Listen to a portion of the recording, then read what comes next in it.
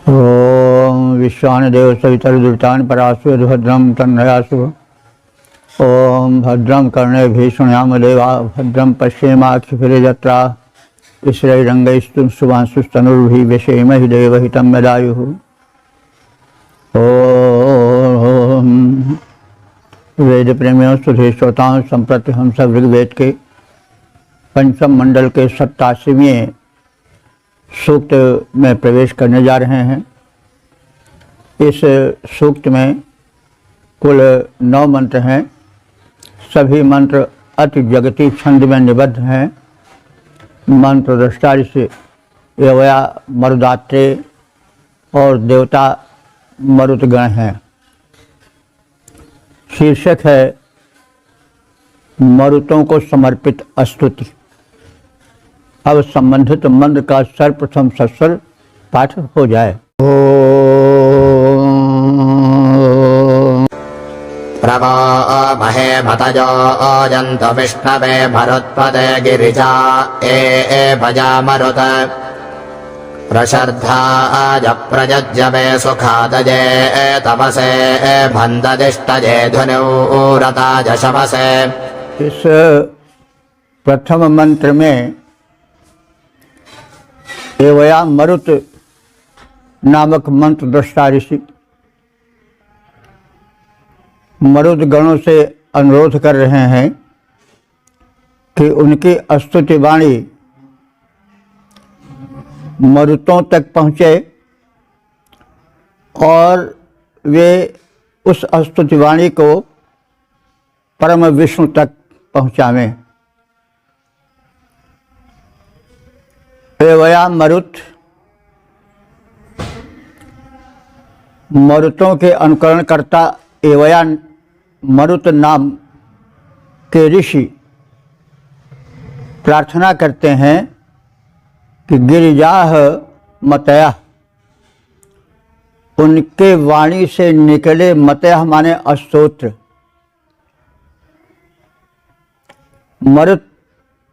मरुत्वते मरुतों के लिए है, महे विष्णुवे व्यापक विष्णु के लिए है। तो देखिए विष्णु शब्द जो है महे विष्णुवे, महे माने महान, व्यापक, विष्णुवे विष्णु के लिए चतुर्थी है। विष्णु का, विष्णु शब्द का चतुर्थी एक वचन शब्द है विष्णुवे। तो ऋग्वेद में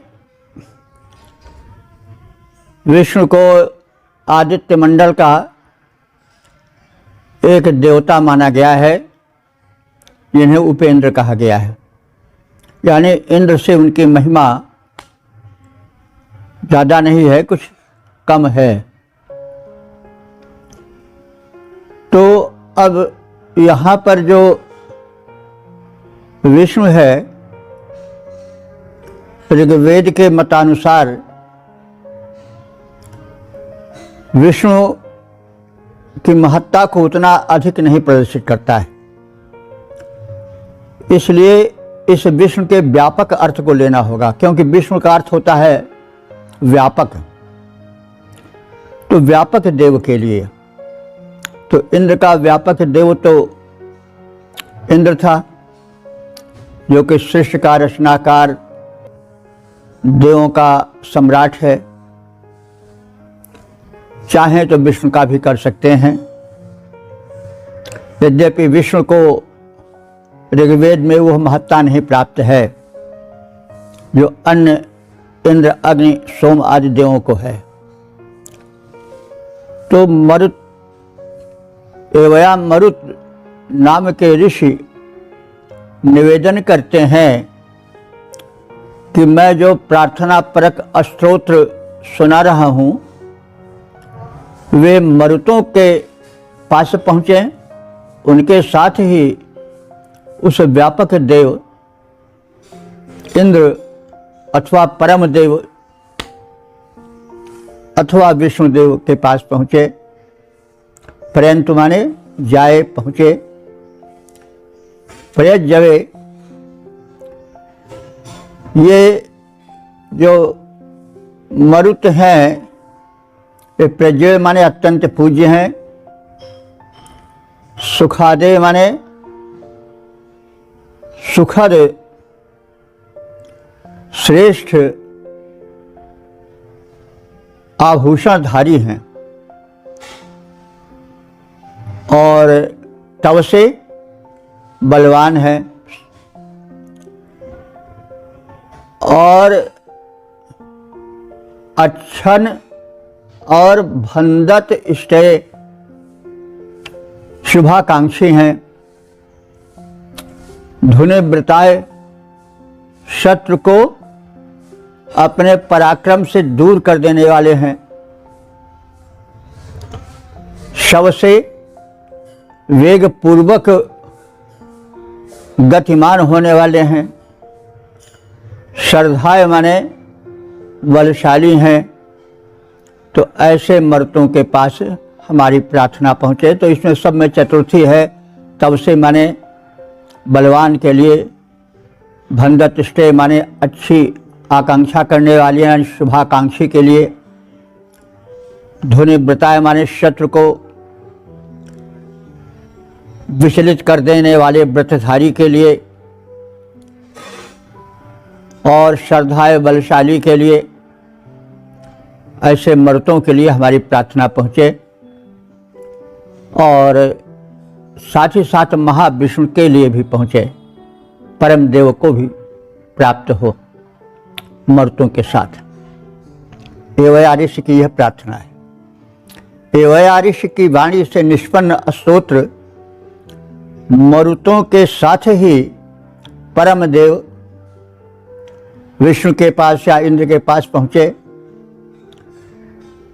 ये स्तोत्र परम पूज्य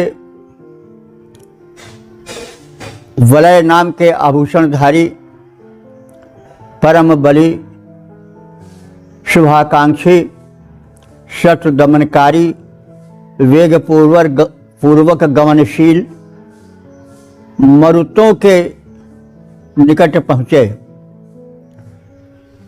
तो इन सब में चतुर्थी है, ये सब विशेषण है मरुतों के। तो सबसे जैसे पहले हमने कहा है कि तव से बलवान के लिए, भंदंत इष्टय शुभाकांक्षी के लिए, धुनिवृताय शत्रुओं को ध्वन से हटा देने वाले, गर्जन से हटा देने वाले के लिए, सबसे शक्तिशाली के लिए, आदि आदि ये विशेषण मर्तों के हैं। और ऐसे मर्तों के पास पहुँचे, अर्थात एवया ऋषि की वाणी से निष्पन्न स्तोत्र मरुतों के साथ ही परम देव विष्णु के पास पहुँचे। वे स्तोत्र परम पूज्य वलय नाम के आभूषणधारी, परम बली, शुभाकांक्षी, शत्रुदमनकारी, वेग पूर्वक गमन करने वाले मरुतों के निकट पहुँचे और हमें धन्य करे। ऋषि वाणी से निकली स्तुति मरुतों के साथ चली जाए, उस परम देवता के श्री चरणों में हो करके आए, फिर वह मरुतों को हो अर्पित, जो परम बली द्रुतगामी हैं, जो शुभाकांक्षी, शत्रु दमनकारी, सबके हितकामी हैं। ओम वेद प्रेमियों, सुधी श्रोताओं, संप्रति हम सब ऋग्वेद के पंचम मंडल के 87वें सूक्त के दूसरे मंत्र की व्याख्या में प्रवेश करने जा रहे हैं। मंत्र दृष्टा ऋषि एवया मरुदात्रे, छंद अति जगति, देवता मरुत। शीर्षक है मरुतों की महत्ता। अब संबंधित मंत्र का सर्वप्रथम सस्वर पाठ हो जाए। प्रये जाता महिनाय चनुस्पजम् प्रविद्मना अब्रुवत एभजामरुत कृत्वा तद्वो मरुतो नाधृशेषवो दानामह्ना तदेषामधृष्टा सोनाद्रजः। मरुतों की ख्याति स्वयं उनके द्वारा अर्जित है, यानी वो इतने शक्तिशाली हैं, उनकी ख्याति उनकी शक्ति के कारण है, किसी के कृपा का फल नहीं है। मरुत महान है, उनका बल विक्रम, उनकी दृढ़ता बहुत अधिक है। तो प्रशंसा क्रम में एवया मरुत ऋषि कह रहे हैं कि ये महीना जो मरुदगण अपनी महिमा के कारण ही महिमावान है, प्रजाता माने प्रकट हुए हैं, स्वयं विद्मना, वे स्वयं अपने ज्ञान से विद्वान माने गए हैं, यानी उनका ज्ञान उनका अपने चिंतन का परिणाम है। वे प्रसिद्ध हैं। ऐसे मरुतों की प्रार्थना स्तुति जो एवया मरुत ब्रुवत माने कर रहे हैं, उसको वे सुने। एवया मरुत ऋषि कह रहे हैं कि हे मरुतों, वह तत्शवः, तुम्हारा तत् माने वह, शवः माने बल पराक्रम, न अधृषे, धर्षण नहीं किया जा सकता, अर्थात मिटाया नहीं जा सकता, परास्त नहीं किया जा सकता है। दाना, तुम अपने दानशाली वृत्ति के कारण मन्हा माने महान बन पाए हो। अद्वयः न, अद्रयः न, अद्र कहते हैं पहाड़ को, अद्रयः अद्र पर्वत का बहुवचन है। तुम सम अद्रयः न, नौ माने समान। जैसा हम कहते आए हैं कि न शब्द यदि संज्ञा के बाद आता है तो वो समानार्थी होता है, अगर पहले आता है तो वो निषेध का अर्थ प्रकट करता है। तो हे मरुतों, अद्रयः न, तुम्हारी दृढ़ता अद्र के समान है, पर्वतों के समान है, यानी तुम पर्वत तुल्य दृढ़ हो, अडिग हो, अटल हो।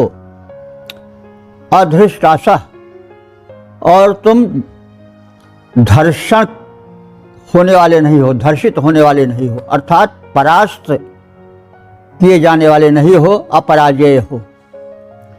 जो मरुदगण अपनी महत्ता से प्रकट हुए हैं, किसी के बल विक्रम द्वारा उनका प्रकटीकरण नहीं हुआ है, जो मरुदगण अपनी बुद्धि से, अपनी विद्या से, अपनी विचारणा से प्रख्यात हुए हैं, उन मरुदगणों का वर्णन एवया मरुत नाम के ऋषि करते हैं, जो इस सूक्त के मंत्र दृष्टा हैं। हे मरुतो, तुम्हारा बल अनेक विशिष्ट कार्यों को करने वाला है, दान वृत्ति के कारण महान है, तुम शत्रुओं द्वारा अपराजेय तथा पर्वत तुल्य अटल रहने वाले हो। जो अपनी महिमा और सबल से, जो अपनी महिमा और सबल के कारण है विख्यात हुए ऋषि एवं मरुत करें स्तुति उन मरुतों की जो ज्ञात हुए। हे मरुतों, तुम सब में विशिष्ट बल, दान कार्य अति ही महान, तुम अपराजेय, शत्रुओं से हो अटल, सदा गिर के समान।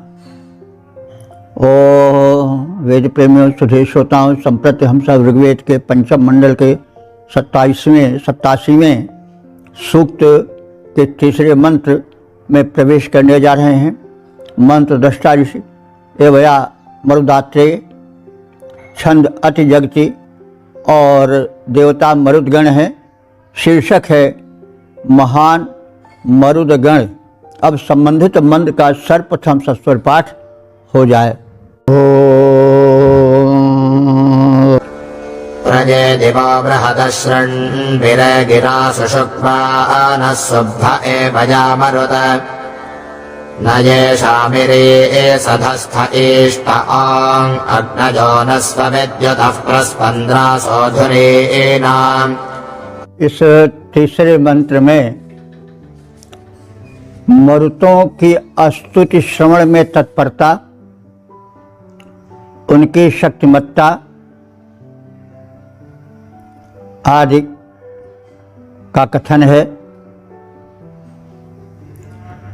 ऋषि एवया मरुत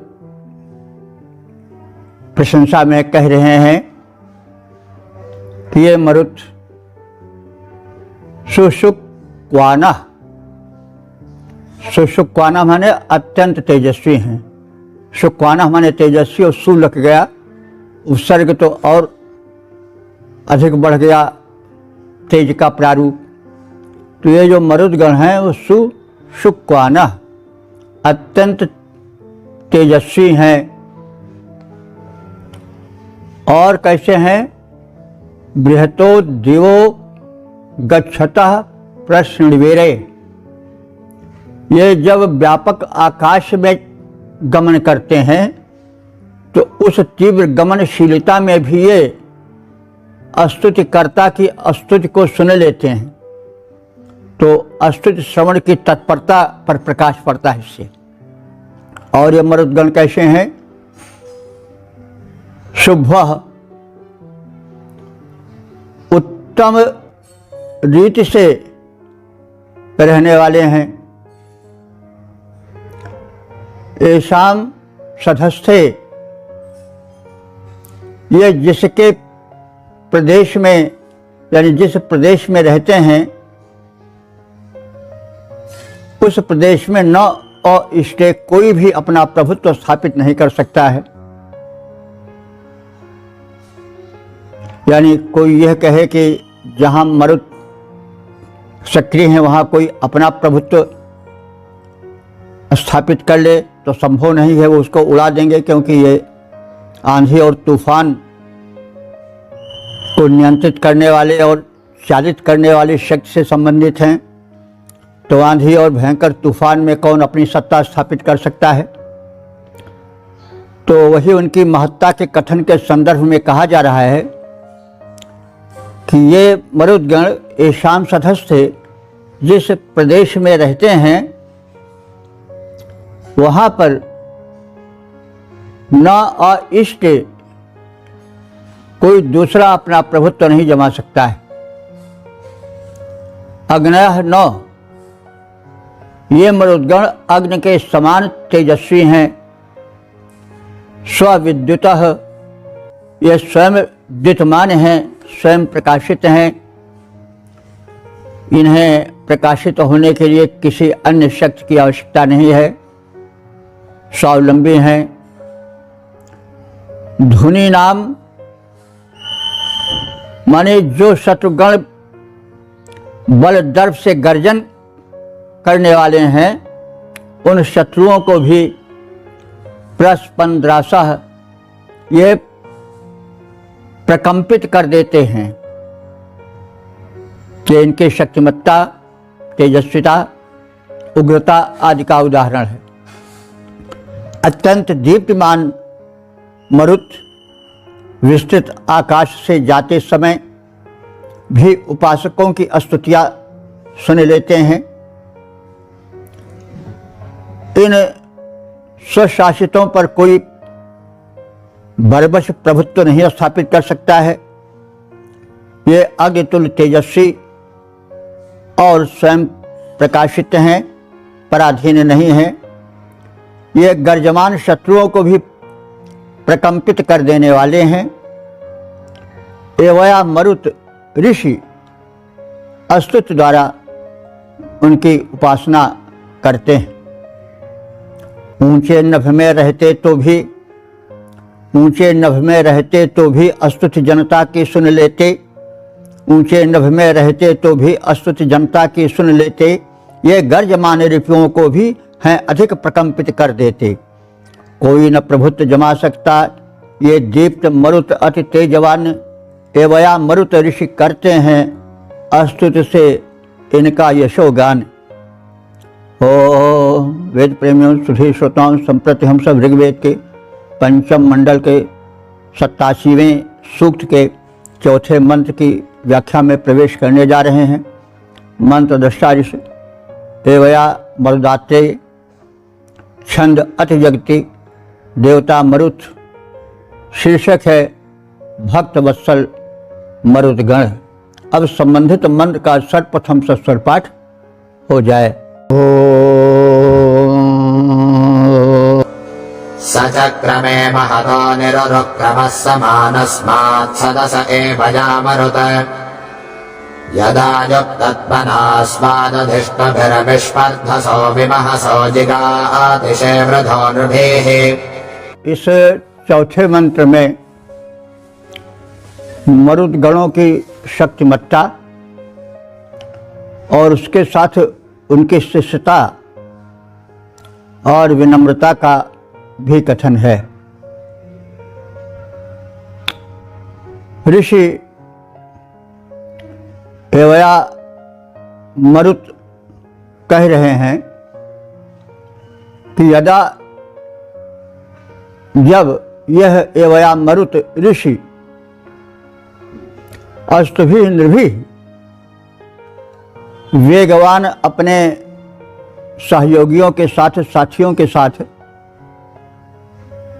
मरुद गणों के स्वागत के लिए आगे बढ़कर उनका स्वागत हो, इस प्रयोजन से स्वान माने अपने सदसह माने निवास स्थान से निचक्र में निकल पड़े। तब विमहसः माने विलक्षण तेजस्वी शेवृधः सुखवर्धक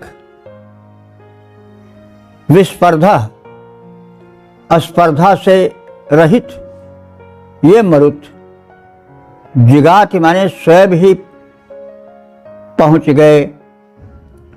तात्पर्य यह है कि कोई बड़ा आदमी आ रहा है तो स्वागत के लिए लोग अपने कुछ चुने व्यक्तियों को लेकर आगे बढ़ते हैं।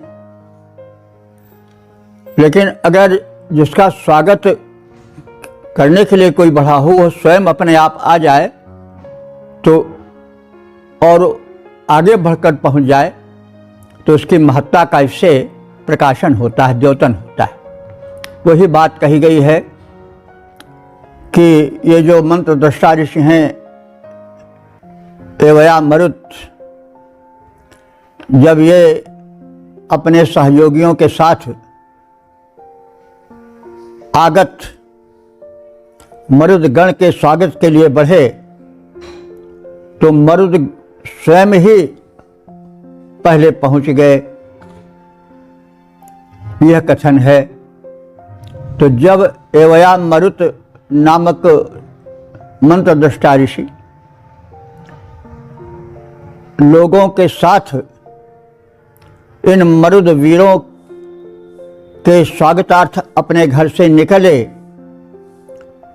तब ये मरुद वीर स्वयं ही उनके समीप जा पहुँचे। यद्यपि मरुदगण विलक्षण हैं, तेजस्वी हैं, सुखवर्धक हैं, लेकिन फिर भी विनम्र हैं। कोई इनमें अपने बल का अहंकार नहीं है। ये मरुत विलक्षण तेजस्वी सुखवर्धक हैं, अति सुखकारी ये मरुत विलक्षण तेजस्वी सुखवर्धक हैं, अति सुखकारी। जब ऋषि स्वागत के लिए बढ़े, ये पहले पहुँचे बलधारी। जब ऋषि स्वागत के लिए बढ़े, ये पहले पहुँचे बलधारी। ओम वेद प्रेमियों, सुधी श्रोताओं, संप्रति हम सब ऋग्वेद के पंचम मंडल के 87वें सूक्त के 5वें मंत्र की व्याख्या में प्रवेश करने जा रहे हैं।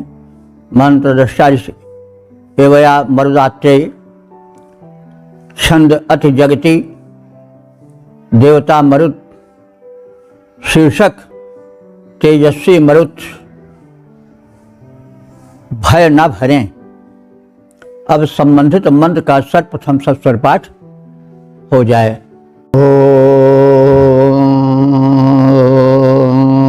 स्वनो नवो भवान् रजयत्प्रशाद्वेषो यजस्तविष भजामरुत येनासहन्तरञ्जतस्परो ओतिषस्थारश्मानो हिरण्यजा स्वायुधास इष्मिणाः। इस 5वें मंत्र में वर्षण के साथ साथ गर्जन करने वाले मरुदगण अपने घनघोर गर्जन से मंत्रद्रष्टा ऋषि को भयभीत न करें, यह कथन है।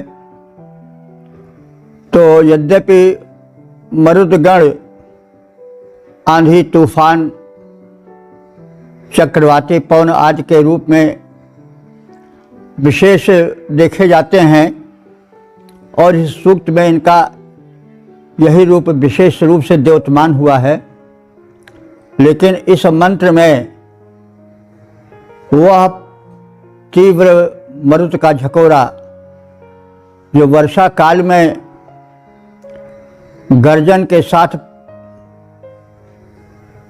प्रत्यक्ष होता है, दिख पड़ता है, वह प्रारूप डरावना होता है। लेकिन ऋषि कह रहा है कि तुम्हारे गर्जन तड़पन से हम सब भयभीत न हो सकें, यानी इतना न गर्जो कि हम दहल जाएं। तो यह एक प्रार्थना है। यह सत्य है कि कभी कभी इतने जोर की घनघोर गर्जना होती है कि व्यक्ति कांप जाता है, ध्यान भंग हो जाता होगा। ऋषि का इसलिए प्रार्थना कर रहा है कि हे मरुद, वह अमवान तुम्हारा बलवान, अमवान माने बलवान, तुम्हारा जो बलवान रूप है, वृषा जो जल वर्षक रूप है, तेषा जो तेजस्वी रूप है, यही जो झकोरों के साथ तीव्र गति से बढ़ने वाला रूप है, तविषा स्वनः जो घनघोर गर्जन करने वाला स्वरूप है, जो उसका स्वन है, स्वन माने ध्वनि, तविषा माने प्रभावशाली, शक्तिशाली, जो वर्षण काल में तुम्हारी बलशाली गर्जन ध्वनि है, वह एवया मरुत न रेजेत, इस एवया मरुत नाम के ऋषि को प्रकंपित न करे। स्वरोचिषः, हे मरुद गणों, तुम स्वयं अपने तेज से प्रकाशित हो। स्वरोचिषः, रोचिष कहते हैं प्रदीप्ति, तेज। तो तुम्हारा तेज किसी के द्वारा दिया गया नहीं है, वरन तुम स्वयं अपने तेज से तेजस्वी हो, यह तुम्हारी महत्ता है। हिरण्ययाः माने तुम सुवर्ण भूषणों से भूषित हो। अब जो विद्युत आज चमकती है, उसमें बड़ा तेज होता है, बड़ी चमक होती है, तो वही उसका आभूषण है। काव्य तो ही है, आलंकारिकता भी दर्शनीय है। मानवीकरण किया जाता है तो उसमें एक काव्य भी होता है, लेकिन जो उसका मूल अर्थ है उसको भी हम समझें। तो हिरण्यय कहा गया बन कि जैसे सुवर्ण से ये आभूषित हैं मरुत, जो वृष्टि लाते हैं, तीव्र गति धारण किए रहते हैं, झकोरों में प्रकट होते हैं, तो उस समय स्वर्णिम का प्रारूप कैसे होता है? बिजली चमकती होगी तो सुनहली बिजली चमकीली होती ही है। तो वो स्वर्णाभूषित हैं, सु आयुधासा, और श्रेष्ठ आयुधों को, शस्त्रास्त्रों को धारण करने वाले हैं। इष्मीड़ा, और अन्न प्रदाता हैं, क्यों मानसूनी वृक्ष से ही अन्न की विशिष्ट उपज होती है। और ये सहनता हमारे शत्रुओं को सहमा देने वाले हैं, यानी पराभूत कर देने वाले हैं। इन्हें देख करके जो शत्रु हैं वे सहम जाते हैं, कंपित हो जाते हैं। तो हे मरुदगण, तुम्हारा बल संपन्न, जल वर्षक, तेजस्वी, द्रुतगामी, तीव्र गर्जन ध्वनि वाला स्वरूप इस एवया मरुत नाम के ऋषि को प्रकंपित न करे। तुम स्वतेज द्वारा तेजस्वी बने हो, तुम सुवर्णाभूषणों से मंडित हो, श्रेष्ठ आयुधधारी हो और अन्न प्रदाता हो। तुम सब शत्रुओं को पराभूत करने के सामर्थ्य से परिपूरित हो। तुम परम सबल जल वर्षक हो, तेजस्वी हो, द्रुतगामी हो। तुम परम सबल जल वर्षक हो, तेजस्वी हो, द्रुतगामी हो। एवया मरुत ऋषि को न करो कंपित, तुम उनके स्वामी हो। तुम दीप्त स्वतेजों द्वारा हो भूषित, वर आयुधधारी हो। तुम अन्न प्रदाता भक्तों को पर अरिदल के संहारी हो। तुम अन्न प्रदाता भक्तों के पर अरिदल के संहारी हो। ओम वेद प्रेमियों, सुधीर श्रोताओं, संप्रति हम सब ऋग्वेद के पंचम मंडल के 87वें सूक्त के 6ठे मंत्र की व्याख्या में प्रवेश करने जा रहे हैं। मंत्र दृष्टारिष एवया मरुदात्रेय, छंद अति जगति, देवता मरुत, शीर्षक है बलशाली मरुद गण। अब संबंधित मंत्र का सर्वप्रथम सस्वर पाठ हो जाए। अपारो वो महिमा वृद्धशवसस्तेषं शवो पत्वे भजामरुत स्थाता आरोहि प्रसिद्धौ सन्दृशिस्थनतेन उरुष्यता निदश्व शुक्वां सोनाग्नजाः। इस 6ठे मंत्र में समर्थ मरुद गणों के बल विक्रम का, तेज का कथन है। साथ ही उनसे रक्षा की प्रार्थना है और निंदकों से उन्हें दूर रखें, यह निवेदन है। वृद्ध शवशा, हे बढ़े चढ़े बल वाले मरुदगण। शव कहते हैं बल को, शवसा माने बलशाली। जैसे कई बार कहे चुके हैं हम कि ऋग्वेद में शव शब्द जिसको मुर्दा कहते हैं उसके लिए नहीं है, बल्कि हमेशा बल के लिए आया है। और शवसा माने बलशाली होता है। तो ये कैसे हैं? वृद्ध बल शवसा, वृद्ध माने बुढ़वा नहीं, बढ़ा चढ़ा। वृद्ध को भी बढ़ा चढ़ा इसलिए कहा जाता है, वृद्ध इसलिए कहा जाता है कि वो पंगुनी बल्कि अवस्था में बढ़ा है। तो वृद्ध का जो मूल अर्थ है वो तो बढ़ा चढ़ा हुआ, लेकिन जब हम अवस्था की बात कहते हैं तो वृद्ध से हमें एक दुर्बल कमज़ोर लटे लामड़े बुढ़वा का ख्याल आ जाता है। तो वृद्ध शवसा, यहाँ पर वृद्ध हमारे बढ़े चढ़े, शवसा हमारे बल वाले। हे प्रबल बल से युक्त मरुत वीरो, वह महिमा अपारा, वह माने तुम सबकी महिमा अपार है, अपरंपार है। तो ऐसा शव, शव माने बल होता है जैसा कहा गया अभी। तो ऐसा माने तेजस्वी, तो ऐसा शव तुम्हारे बल में तेजस्विता है। एवया मरुत अवतु, हे मरुद वीरो, तुम इस एवया मरुत नाम के ऋषि को, जो इस सूक्त का मंत्र दृष्टा है, उसको अवतु माने रक्षित करो, उसको संरक्षण दो। प्रसितौ, तुम ऐसे हो कि आक्रमित होने पर भी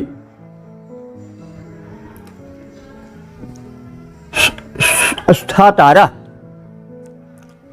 स्थित रहने वाले हो। यानी तुम पर कोई विरोधी शक्ति आक्रमण करे तो तुम अडिग रहते हो, प्रकंपित या चलायमान नहीं होते हो। तो तुम विरोधियों द्वारा आक्रमित होने पर भी स्थिर रहते हो, डटे रहते हो, भयभीत नहीं होते हो, प्रकंपित नहीं होते हो, अडिग दिखाई देते हो।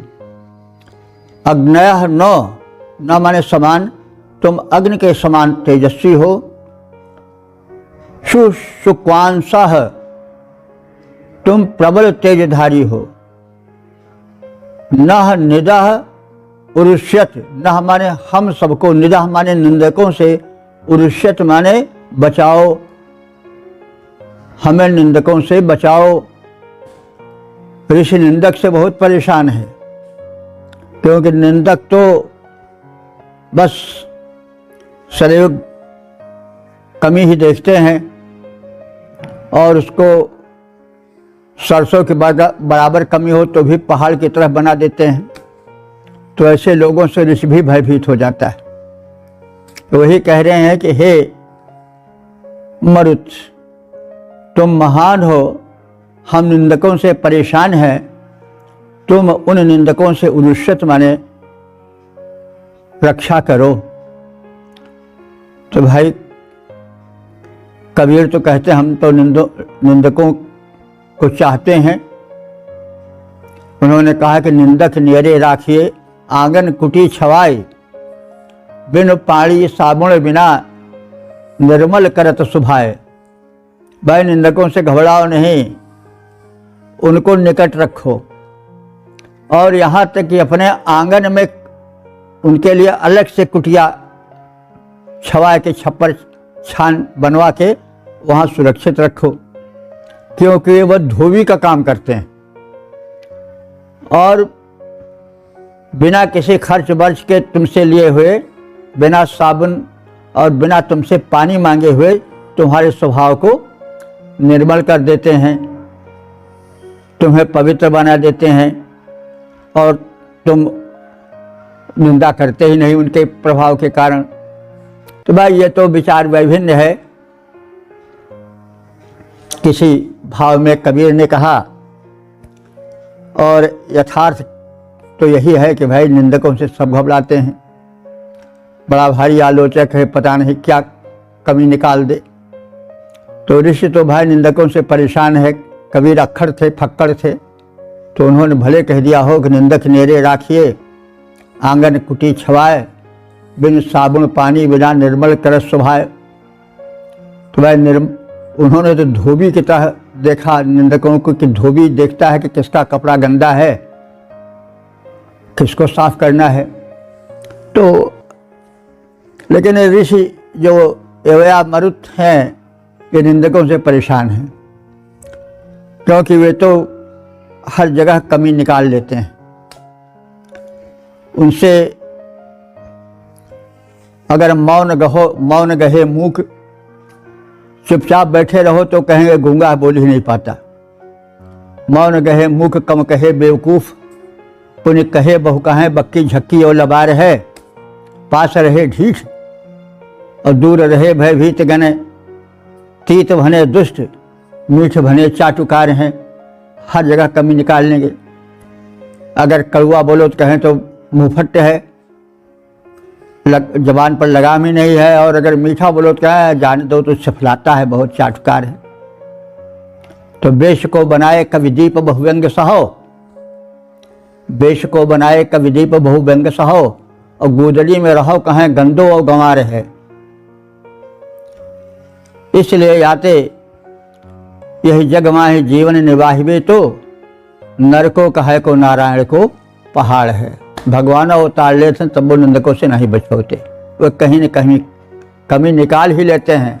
आप सबको विदित है कि राम के राज्य की महत्ता से कौन नहीं परिचित है, लेकिन उन्हीं के राज्य में एक धोबी था जिसने किन्हीं कारणों से एक रात कहीं दूसरे जगह रहने के कारण घर आई हुई अपने लुगाई को डांटने लगा और मारने लगा। कहा कि हम राम नहीं हैं, हम तुमको घर से निकाल देंगे। वो राम हम नहीं है जो 6 महीने तक और बहुत समय तक दूसरे के घर में और चंगुल में रही स्त्री और फिर भी उसको अपना लिया। तो हम राम नहीं हैं, हम वो धोबी हैं जो तुमको मार काट के निकाल देंगे।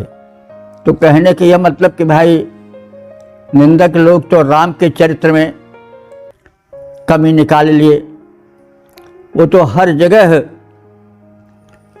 उनको मिल जाता है मौका, वो छिद्रान्वेषी होते हैं, छिद्र हर जगह देख लेते हैं। तो भाई ऋषि भी परेशान है उनसे, कबीर फक्कड़ थी, उनकी बात अलग। तो हे प्रबल शक्ति संपन्न मरुतों, तुम्हारी महिमा अपरंपार है, तुम्हारा तेजस्वी बल एवया मरुत नाम के ऋषि की रक्षा करता रहे। शत्रुओं के आक्रमण में तुम अडिग रहने वाले हो, तुम अग्नितुल्य तेजस्वी हो। लेकिन हे भगवान हमें निंदकों से बचाओ, हम उनसे बहुत डरते हैं। हे प्रबल शक्ति संपन्न मरुत एवया मरुत ऋषि शरण तुम्हारी, उसकी रक्षा करे तुम्हारा अतुलित तेजस्वी बल भारी। शत्रु न तुम्हें डिगा पाते है, अपना अतुलित तेज संभालो, तुम अपना अतुलित तेज संभालो। अग्नितुल्य तेजस्वी हो, निंदक नीचों से हमें बचा लो, निंदक नीचों से हमें बचा लो। ओम वेद प्रेमियों सुधे श्रोताओं, संप्रति हम सब ऋग्वेद के पंचम मंडल के 7वें सूक्त की व्याख्या में प्रवेश करने जा रहे हैं। मंत्र दृष्टा एवया मरुदगण एवया मरुदात्रेय, छंद अति जगति, देवता मरुदगण, शीर्षक है रक्षार्थ प्रार्थना। अब संबंधित मंत्र का सर्वप्रथम सस्वर पाठ हो जाए। ते रुद्रासस्वमखा अग्नजो यथा तु विद्युम्ना अवन्त्वे भजामरुत दीर्घं पृथुपप्रथे सत्त्वपार्थिवं येषामज्मेष्वा महश्रद्धां स्यद्भुतैरसाम्। इस 7वें मंत्र में तेजस्वी महान मरुतों से रक्षा की प्रार्थना है। प्रथम उनकी प्रशंसा की गई है। ये मरुत सुमखा उत्तम कोटि के यज्ञ करने वाले हैं, कर्म करने वाले हैं। मख माने यज्ञ होता है, तो यज्ञों में श्रेष्ठतम कर्म, जो श्रेष्ठतम कर्म है वो सब यज्ञ हैं। तो ये जो मरुत है ये उच्च कोटि के कर्म करने वाले हैं, अर्थात लोकहित में लगे रहने वाले हैं। तो विदुम्ना, तो भी माने तीव्र, द्युम्न माने तेज, ये तीव्र तेज वाले हैं। रुद्रासह ये रुद्र के पुत्र हैं। तो हे रुद्रासह, हे त्रिविद्युम्न, हे सुमुख मरुतो, एवया मरुत अवंत, इस एवया मरुत नाम के ऋषि की अवंत माने रक्षा करें। पप्रथे, तुम अपने रक्षक गुण के कारण प्रख्यात हो। अद्भुत एनसाम, तुम एनसाम माने पापों को, और अजमेशु आक्रमणों के समय महाश्रद्धाश माने अपने प्रबल पराक्रम को प्रकट करते हुए, यानी जब पाप विनाश करना हुआ, एनस माने पाप, जब पाप का विनाश करना हुआ और जब युद्धों में पराक्रम दिखाना हुआ, तो उस समय तुम अपने महान बल का प्रदर्शन करते हो। यह एक विशिष्ट गुण है। कुछ लोग अपने पराक्रम को जब दिखाना चाहिए तब नहीं दिखाते हैं।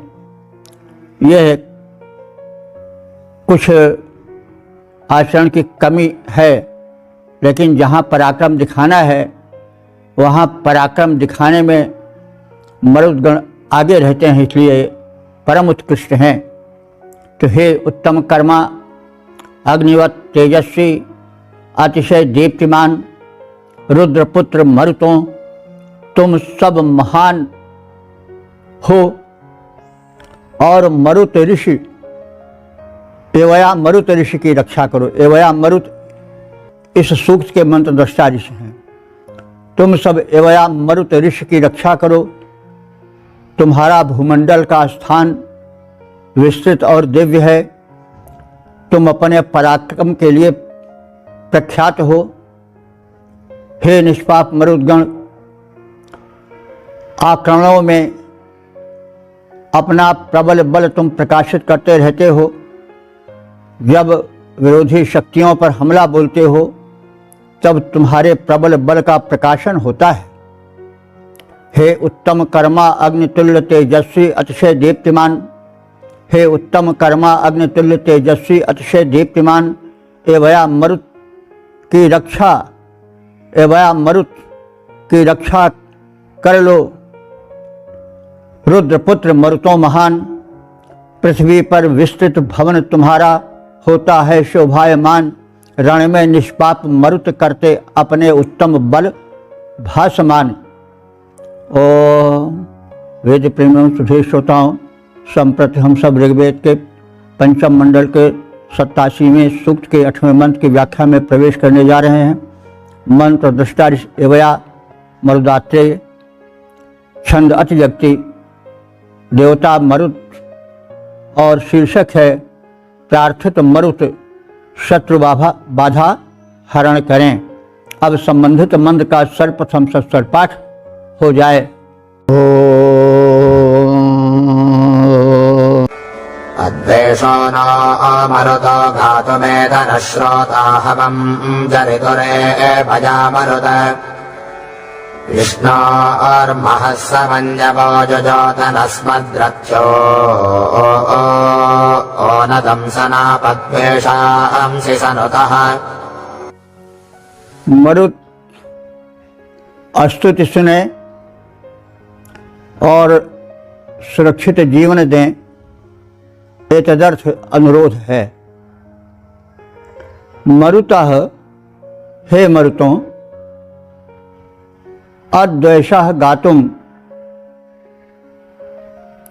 जब हम तुम्हारा द्वेष रहित या दोष रहित यश को गावें, निर्दोष यश का गायन करें, तो नः आइतन, उस समय हमारे पास अवश्य पधारो, हमारी स्तुति सुनो। जरितु एवया मरुत, और जरितु माने स्तुति करता, जरित्र कहते हैं स्तुति करने वाले को, जरितु माने स्तुति करता की।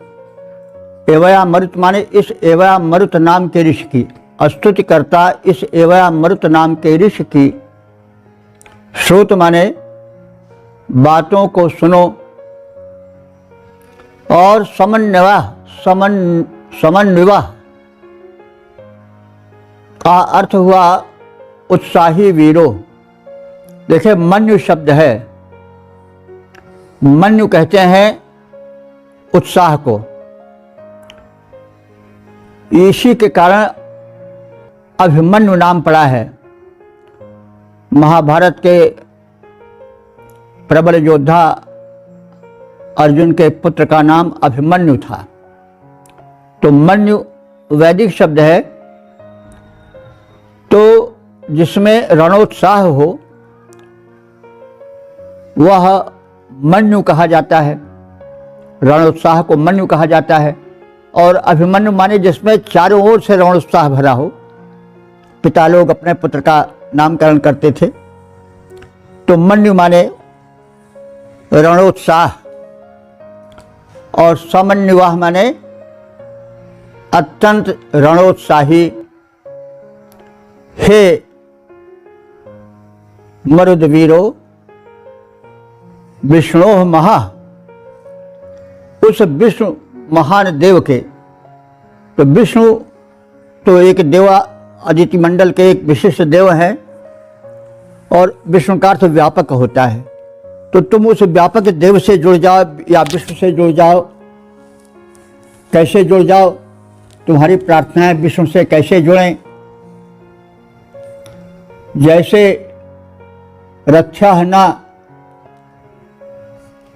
रथ में घोड़ा जुड़ जाता है, अश्व रक्षा न अश्व, जैसे रथ में घोड़ा जुड़ जाता है सहज रीत से, वैसे तुम इस ऋषि की प्रार्थना से जुड़ जाओ। अस्मत्, तुम परम प्रशंसनीय हो। दंसना, पराक्रम से। सनुतः द्वैषांसी, जो गुप्त शत्रु हैं, दिखाई नहीं पड़ते हैं, उनसे अप दूर हटाओ हमें, यानी हम गुप्त शत्रुओं से दूर रहें। क्योंकि सामने प्रकट शत्रु हो तब तो कुछ सामना किया भी जा सकता है, लेकिन छिपा हुआ गुप्त शत्रु हो तो उससे रक्षा हो पाना बड़ा कठिन हो जाता है। इसलिए ऋषि कह रहा है कि हे भगवान, तुम हमें गुप्त शत्रुओं से जो पहचान नहीं मिलते हैं उनसे हमको बचाओ, क्योंकि उसमें तुम ही सक्षम हो। तो हे द्वेष रहित मरुद्गणों, यश गाए जाते समय तुम लोग हमारे निकट अवश्य में पधारो। स्तुतिकर्ता एवया मरुत ऋषि के स्तोत्रों का श्रवण करो। हे उत्साही वीरों, रथ में जुटे अश्व के समान तुम व्यापक परम देव की शक्ति से जुड़ो और हमारे स्तोत्रों से जुड़ जाओ। हमारे प्रशंसा परक सविषयक स्तोत्रों को सुनो। तुम सब अपने पराक्रम से हमारे गुप्त शत्रु, जिनको हम पहचान नहीं पा रहे हैं, जो छिपे हुए हैं, उनसे हमको दूर रखो। हे मरुतों, यहाँ पधारो, है स्तोत्र तुम्हारा गीयमान। एवया मरुत ऋषि की स्तुति को सुनो यहाँ आकर सुजान। तुम सोच साह उस परम शक्ति से सत्वर जाकर जुड़ जाओ। तुम सोच साह उस परम शक्ति से सत्वर जाकर जुड़ जाओ। निज बल से गुप्त शत्रु दल को हे मरुतों दूर भगा जाओ। ओम वेद प्रेमियों, सभी श्रोताओं, संप्रति हम सब ऋग्वेद के पंचम मंडल के 87वें सूक्त के 9वें मंत्र की व्याख्या में प्रवेश करने जा रहे हैं। मंत्र दृष्टा एवया मरुत, एवया मरुदात्रे छंद अथ जगति, देवता मरुत। शीर्षक है स्तुति श्रवण और शत्रु विनाशन हेतु प्रार्थना। अब संबंधित मंत्र का सर्वप्रथम सस्वर पाठ हो जाए। गन्तानो यज्ञयज्ञया सुषमिश्रोदाहवमरक्ष एवयामरुत ज्येष्ठासो न पर्वतासोऽभ्यो मनियोजन्तस्य प्रचेतसस्यातदुर्धर्तवो निदः। इस नवे मंत्र में जो सूक्त का समापन वाला मंत्र है, उसमें मरुतों से यज्ञ में आगमन की प्रार्थना, स्तुति श्रवण की प्रार्थना और शत्रुओं से संरक्षण की प्रार्थना की गई है। यज्ञिया हे यजनीय पूजनीय मरुतों, सुशई यानी तुम उत्तम शांतिपूर्ण रीति से न यज्ञम गंत, हमारे यज्ञ की ओर आ जाओ। आरक्षा आरक्षित एवया मरुत, इस एवया मरुत नाम के ऋषि की, यानी वह एवया मरुत नाम ऋषि जो कि आरक्षा माने असुरक्षित है, उसकी हवम माने आह्वान को, पुकार को, श्रोत सुनो, व्योमन विशेष प्रकार का उसे संरक्षण दो, पर्वतासह न, तुम पर्वत के तुल्य, न माने समान, तुम पर्वतासह न पर्वत के समान, ज्येष्ठासह महान हो, यानी जैसे पर्वत बड़ा उच्च होता है, अडिग होता है, अचल होता है, वैसे तुम महान हो, ऊंचे हो, अडिग रहने वाले हो, डटे रहने वाले हो। प्रचेतसा, तुम प्रकृष्ट चेतना वाले हो, विचारशील हो। तस्य निदा, उस अपने भक्त जो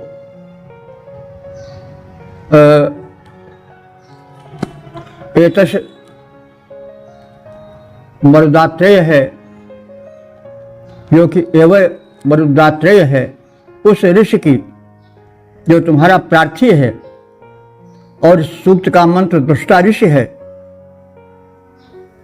उसकी तुम रक्षा करो। और तस्य निदा, उसके निंदकों के लिए दुधर तवा अजय स्यात माने हो जाओ, यानी उसके निंदक बड़े प्रबल हैं, उन निंदकों के वश में तुम न हो सको, उन पर तुम भारी पड़ जाओ। हे पूज्य मरुद्गणों, हमारे यज्ञ में शांत चित्त होकर पधारो। असुरक्षित एवया मरुत नाम के ऋषि की पुकार सुनो। हमारे संरक्षण कार्य में अडिग गिर तुल्य स्थिर होकर डटे रहो।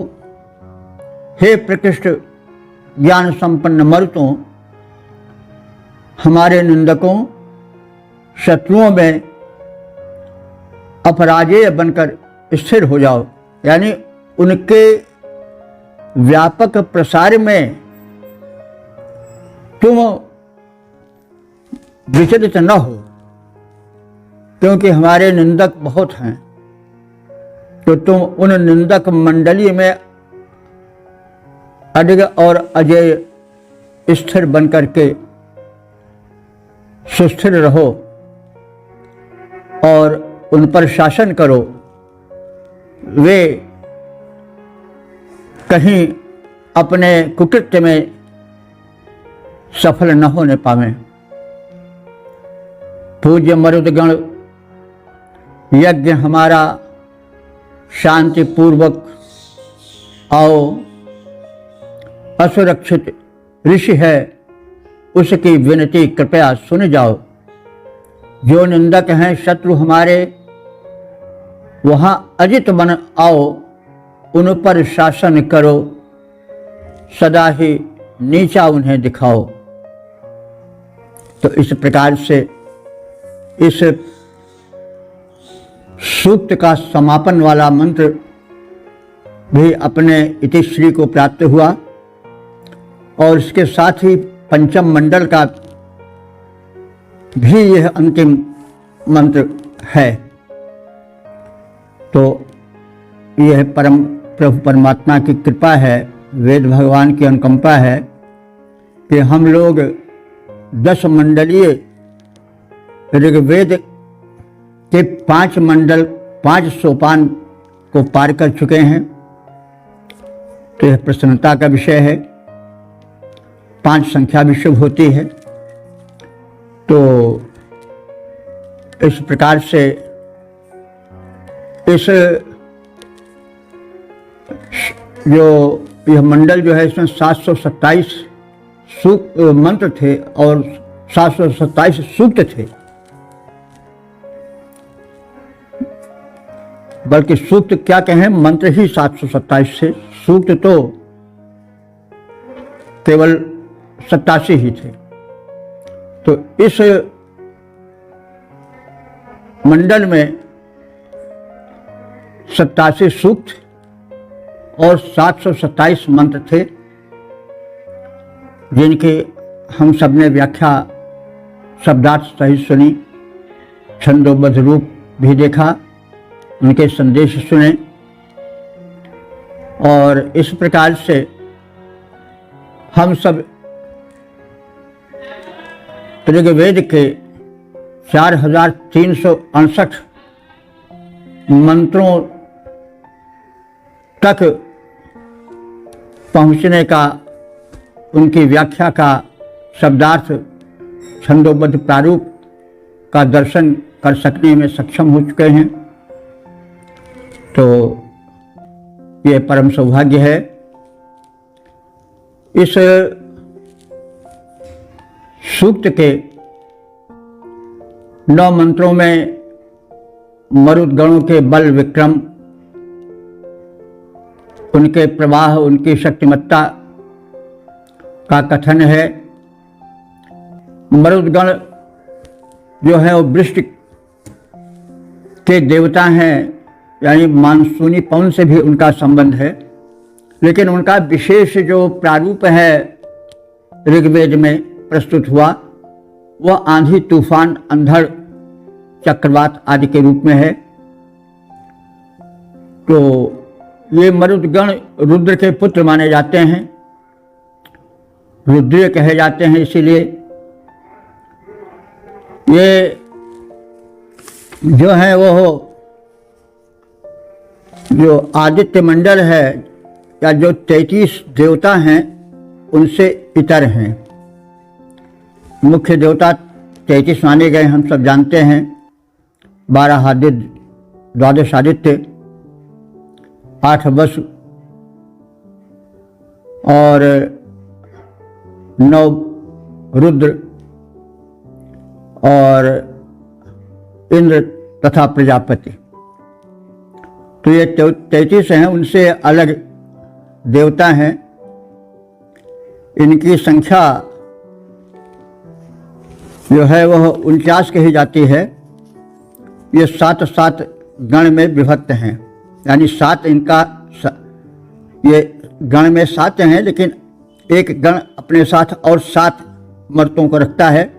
यदि आप देखें तो मरुत में समग्र वायु या जैसी गैसेस हैं वो सब आ जानी चाहिए, इसलिए इनकी संख्या बहुत है। मुख्य रूप से 49 हैं 7 के गण में। 7 इन मरुतों के नाम हैं आवह, प्रवह, संवह, उद्वह, विवह, परिवह और परावह। तो इन 7 के 7 गण हैं। इस प्रकार से मुख्यतः ये 49 हैं, वैसे इनकी संख्या बहुत अधिक है। क्योंकि जितनी गैसेज हैं, अगर हम आज की भाषा में समझना चाहें तो सब मरुतों से ही संबंधित हैं। लेकिन ये मरुत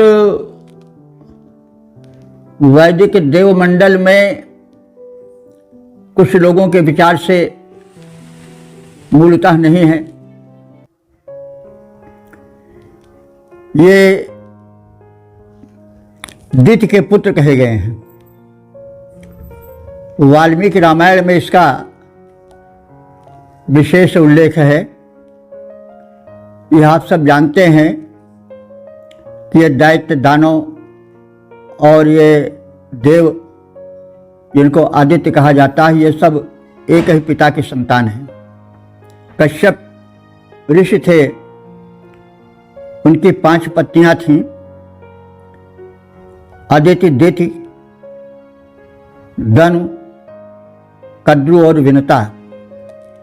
तो अदिति से 12 आदित्य हुए, दिति से दैत्य हुए, दनु से दानव हुए,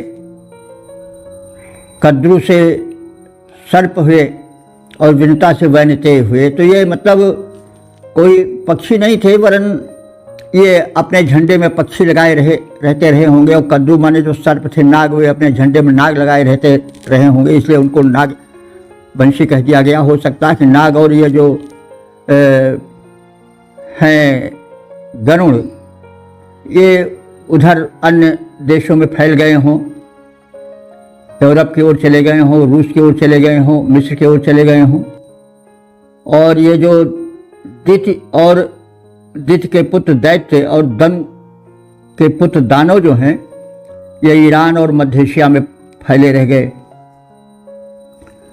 आर्य लोग सब सिंधु प्रदेश में रह गए, जिसको हम लोग कहते हैं आदित्य, जिसमें 12 आदित्य आते हैं, सविता, पूषा और वरुण, मित्र, विष्णु आदि। तो इन 12 आदित्यों में और बल्कि 33 देवताओं में तो मरुत नहीं आते हैं। इनको दिति का पुत्र कहा गया है। दिति को आप समझ गए होंगे। तो ये जो दिति के पुत्र और दनु के पुत्र दानव, दैत्य और दानव, ये एक हो गए मिलकर के। ये बाद में असुर अपने को कहने लगे। आदित्य अलग हो गए, तो हैं सब चचेरे भाई या सौतेरे भाई आप कह सकते हैं। पिता एक, माता 2। तो ये सब सौतेरे भाई हैं, दैत्य, दानव और ये आदित्य या देवमंडल। और इनमें मौसेरे भाई ये हैं, क्योंकि दक्ष की जो 5 पुत्रियां थी, जिनका भी नाम लिया गया, अदिति, दिति, दनु, कद्रु, विनता, ये दक्ष प्रजापति की 5 पुत्रियां थीं। 5 पुत्रियां कश्यप ऋषि को विवाहित कर दी गईं। तो इस प्रकार से ये चचेरे भाई, वो सौतेले भाई भी हुए, और साथ साथ ही ये मौसियाउत भाई भी हो गए, क्योंकि दक्ष प्रजापति की पुत्रियां थी 5। तो ये जो मरुत हैं, ये दिति के पुत्र हैं, अदिति के नहीं हैं। तो दिति जो है वह दैत्यों की माता है। तो इस विषय में कहा भी गया है, वेद में तो मंत्र हैं, कोई ऐसी बात नहीं आई। ब्राह्मण ग्रंथों में कुछ विस्तार हुआ है, व्याख्या हुई है। लेकिन वाल्मीकि रामायण में बालकांड में हमने देखा कि 46वें और 47वें सूक्त में इनका परिचय दिया गया है। कहा गया है कि जब इंद्र ने दैत्यों, असुरों का वध कर दिया, तो उनकी माता जो थी दिति बहुत दुखी हुई। और पुत्र शोक से पीड़ित रहने लगी। उसने अपने पति कश्यप से कहा कि हमें आप ऐसा पुत्र दें जो कि इंद्र का वध कर सके। तो द्रवित होकर के ऋषि ने कहा भाई तपस्या करनी पड़ेगी दीर्घ। उसने कहा हम तत्पर हैं, लेकिन कहा कहीं तुम अशौच स्थिति में सो न जाओ, इससे सावधान रहना। तो उसने कहा ठीक है, सब आज्ञा आपकी मान्य है, हमें पुत्र चाहिए जो कि इंद्र को मार सके। तपस्या करने लगे और इंद्र इस तथ्य को जानकर अपनी मौसी अथवा मतलब चाची या कुछ कह लीजिए उनके पास रहने लगे।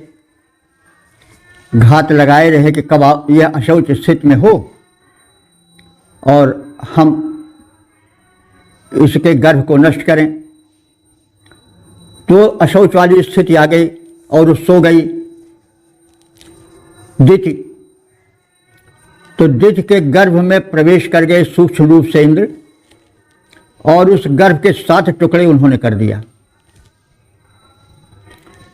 तो जब टुकड़े हुए तो वे रोने लगे।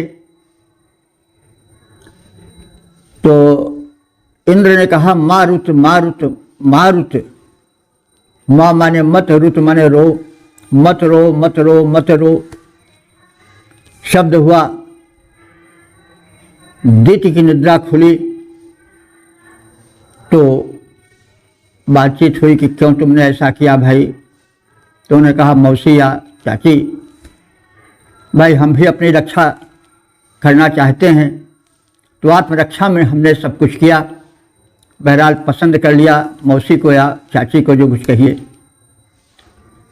तो कहा भाई ठीक है, अब ये 7 हो गए हैं तो तुमने हमको प्रसन्न किया, अपने को निर्दोष बनाया, ठीक है, तो तुम अपने दल में इनको सम्मिलित कर लो। तो ये जो मरुत हैं 7, तो कहा भैया इनका आपने मारुत मारुत कहा तो इनका नाम मरुत हो जाएगा, मारुत हो जाएगा। तो यही नाम चले, क्योंकि तुमने मारुत मारुत मत रो ऐसा कहा, तो मारुत मरुत ये कहे जाएं और तुम्हारे दल में सम्मिलित हो जाएं। तो ये मूल रूप से वैदिक देवमंडल में नहीं आते हैं, वरन ये दैत्य वर्ग से आए हुए हैं जो इंद्र के अंगरक्षक रूप में माने गए हैं। तो मरुत के अंगरक्षक बनकर के रहने लगे। एक मत है कि वास्तव में मूल वैदिक देवता नहीं है, क्योंकि दिति के पुत्र हैं। तो इसको हम अगर बहुत स्पष्ट रूप से देखें तो कह सकते हैं कि जो मरुतों की उपासना है वो असुरोपासना है, यानी असुरों से अथवा जो आर्यों से विलग उनका एक दल था, दैत्य और दैत्य और दानवों के से बना हुआ दल। तो पहले मर्तों की उपासना उनमें चलती रही होगी, बाद में वो आर्योपासना के अंतर्गत आ गई। इसको ऐतिहासिक रूप से हम देखें तो ऐसा कह सकते हैं कि वैदिक उपासना में आर्योपासना में मरुतों का स्थान आया तो वह अनार्योपासना से आया। जो उपासना मर्तों की थी वो पहले जो थी वो असुर मंडल में थी, दानों और दैत्यों के मध्य में थी। उनके मध्य से आर्यों में प्रविष्ट हुई जो आदित्य कहे गए। तो ऐसा हम ऐतिहासिक दृष्टिकोण से देखें तो कह भी सकते हैं।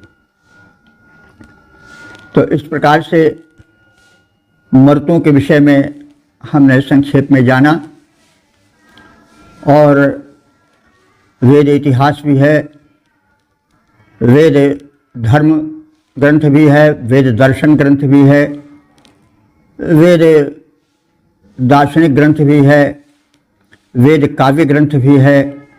वेद अपने में संपूर्ण है, सभी धर्मों का मूल है। वेदोखिलो धर्म मूलम। तो वेद जो है वो समस्त धर्मों का मूल है। जितनी विचारधाराएं हैं खोजा जाए तो उनकी जड़ें वेद मंत्रों में मिलेंगी। संसार की सबसे प्राचीन भाषा वेद है, सबसे प्राचीन अभिव्यक्ति वेद है।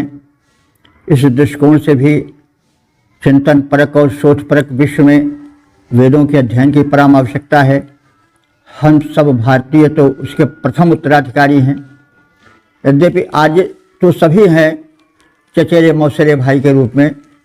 परिवार विकसित हुआ, चारों ओर फैल गए सब, भारत से लेकर के मिस्र, यूरोप, एशिया, मध्य एशिया में, लेकिन हैं तो सब एक ही परिवार के। मतभेद होता रहता है, तो इनमें भी मतभेद हुआ, वो तो स्वाभाविक है, लेकिन हैं सब एक ही। तो अब उन भाइयों के लिए भी संदेश है कि जो कि वेद को नहीं पढ़ना चाहते हैं, वो समझते हैं कि ये हमसे अलग है, वो अपना भ्रम छोड़ दें। वे लोग भी वेद का अध्ययन करें और अन्य लोग भी अध्ययन करें, क्योंकि ये सब आर्य जाति का आदि ग्रंथ है। और आर्य में तो सब आ जाते हैं। अब तो यह मान्यता सुस्थिर हो गई है कि भारत से लेकर के और मध्य एशिया और यूरोप आदि में जो फैले हुए जनसमूह हैं वो सब आर्य ही हैं। बहरहाल यूँ तो सबका समान अधिकार है वेद पर, सबका मूल वेद में ही है, लेकिन हम भारतीय इसके विशेष अधिकारी हैं, माने गए हैं, क्योंकि भारत भूमि की उपज है, भले ही सबकी है। तो हमारा सबका विशेष उत्तरदायित्व है कि हम वेद को सुनें, समझें, प्रचार प्रसार करें। वैसे वैश्विक है, सबका है वेद, किसी एक का नहीं है। तो इस प्रकार से हम इस अनुरोध के साथ अपने वाणी को विराम देते हैं कि वेदाध्ययन व्यापक रूप से हो। ओम सर्वे भवन्तु सुखिनः, सर्वे सन्तु निरामयाः, सर्वे भद्राणि पश्यन्तु, मा कश्चित् दुःखभाग् भवेत्।